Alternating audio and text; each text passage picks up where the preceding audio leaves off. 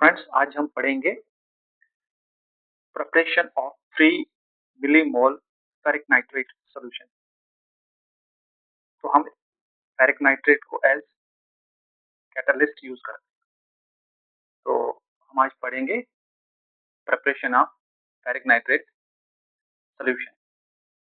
इसका काम हम एज ए कैटलिस्ट यूज करते हैं फॉर द ऑक्सीडेशन रिएक्शन। जो Fe3 पॉजिटिव होता है फेरिक फॉर्म कहलाई जाती है। ये होती है मोर स्टेबल,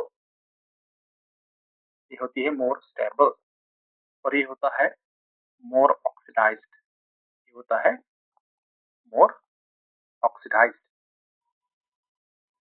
जैसा कि आपको पता है कि Fe+3 जो होता है ये मोर स्टेबल फॉर्म होता है इसका आयरन का। इसका मतलब अगर हमारे पास Fe+2 होगा आयरन का, वो कोशिश करता है हर वक्त Fe+3 में जाने की, क्योंकि Fe+2 जो है वो लेस स्टेबल होता है और लेस ऑक्सीडाइज्ड फॉर्म होती है आयरन की। और जो Fe+3 पॉजिटिव होता है इसका कलर जो होता है वो रेडिश ब्राउन होता है, रेडिश ब्राउन। तो जब भी हम रेडिश ब्राउन कलर देखें, we should assume, we should say that ये हमारे पास आयरन है +3 फॉर्म, ठीक है।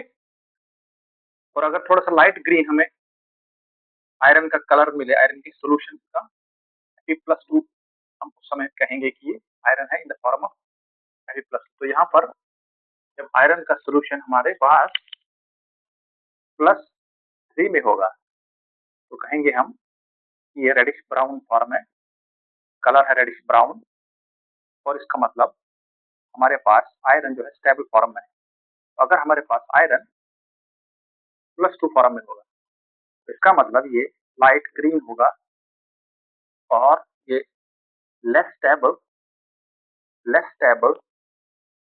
और लेस ऑक्सीडाइज्ड, लेस स्टेबल और लेस ऑक्सीडाइज्ड फॉर्म है आयरन की।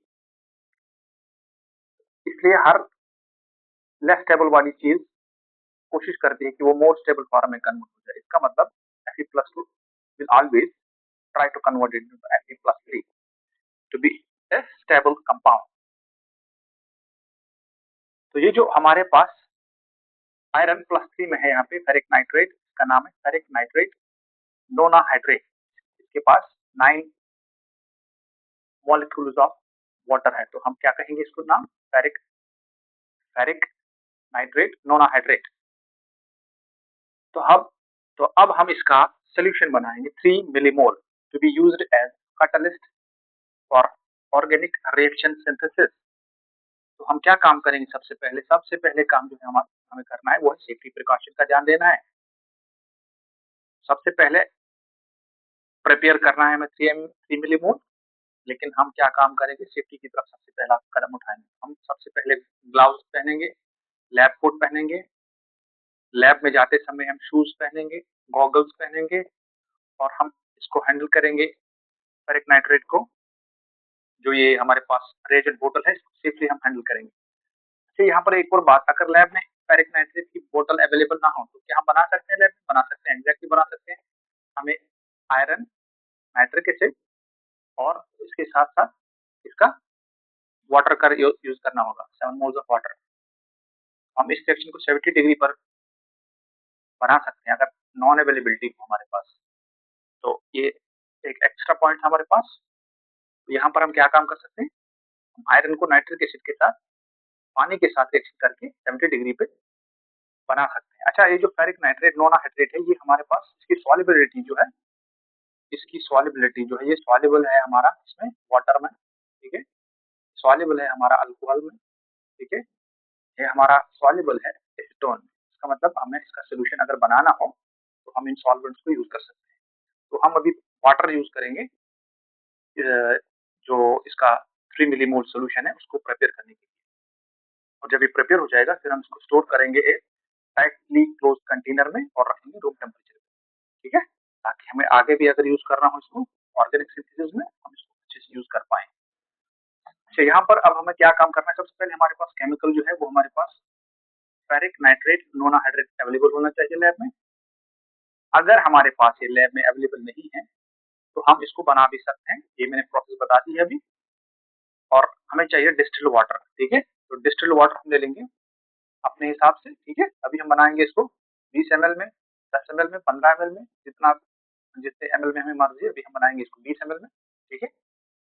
20 ml में बनाएंगे। हम क्या काम करेंगे, हम एनालिटिकल बैलेंस ले लेंगे, हम बीकर ले लेंगे, हम स्टायरिंग रॉड ले लेंगे, हम मेजरिंग सिलेंडर ले लेंगे या वॉल्यूमेट्रिक फ्लास्क ले लेंगे। तो ये हमारा एपरेटस होगा जो हमें जरूरत पड़ेगा बनाने के लिए। और इसके बाद जो हमारा फेरिक नाइट्रेट है इसका मोलर मास जो है 403 है, ठीक है, 403.8 ग्राम पर मोल। तो हम क्या काम करेंगे, हमें जैसे बताइए फॉर्मूला एम होता है बराबर एन टाइम्स स्मॉल एम, और small M is the molar mass. तो हम यहाँ पे 403 इसका मास ले लेंगे और जितना बनाना होगा हम एक्स कंसिडर करेंगे, जितना मिलीमोल बनाना होगा उतना हम यहाँ पे ले लेते हैं। क्योंकि मिलीमोल जो है 3 मिलीमोल ये है, जब हम इसको 1000 डिवाइड बाई 1000 करते हैं यानी 1 लीटर से डिवाइड करते हैं तो ये हमें बन जाता है 0.003, ठीक है। तो हमने मोल को कन्वर्ट कर दिया मिली मोल में, ठीक है। हमने मोल को, जब हम मोल को कन्वर्ट करेंगे मिली मोल में तो यहाँ पर हमें क्या काम करना पड़ेगा, डिवाइड बाई करना पड़ेगा 1000, यानी एक्स को डिवाइड बाई करना पड़ेगा 1000। इसका मतलब अगर हमें 3 मिली मोल बनाना है तो हमें 3 मिली मोल बनाने के लिए 3 मिली मोल बनाने के लिए डिवाइड करना पड़ेगा बाय 1000। तो ये बनेगा हमारा 0.003, ठीक है। तो ये हमारा बनेगा 0.003। तो हमने अब 0.003 को इसके मोलर मास से मल्टीप्लाई किया तो यहाँ पे हमें 1.2 ग्राम चाहिए फेरिक नाइट्रेट नॉन हाइड्रेट, ताकि हमें इसका जो है 0.03 मोल सोल्यूशन इस समय जो हमें बनाना है।